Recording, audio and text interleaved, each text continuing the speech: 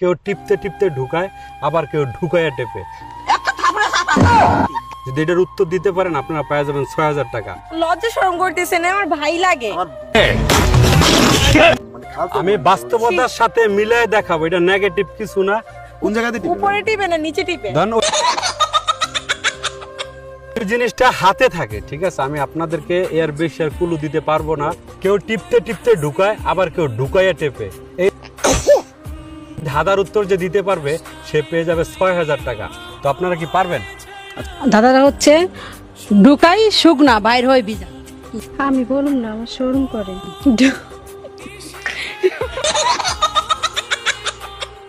আচ্ছান কেন আপু বলেন?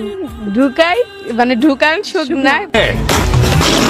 কাঁঠাল খাই না, কাঁঠাল খাওয়ার আগে আমরা টিপি, টিপ দেওয়ার পরে আমরা আটটা ঢুকাই দিই কাঁঠালের ভিতরে, পরে কাঁঠালটার কোষগুলো বাইর করি, বাইর করে আমরা খাই। আচ্ছা, আপনি যেটা কইছেন এটা ধরেন জ্যৈষ্ঠ আষাঢ় মাসে কাঁঠাল যখন পাকে তখন আমরা ওইটা করি, কিন্তু এই কাজটা আমরা প্রতিনিয়ত করি, আর ওইটা তো একটা টাইম আছে। আমি একটু কথা বলি, এটা কি হাজবেন্ড ওয়াইফরা করে নাকি সবাই করে?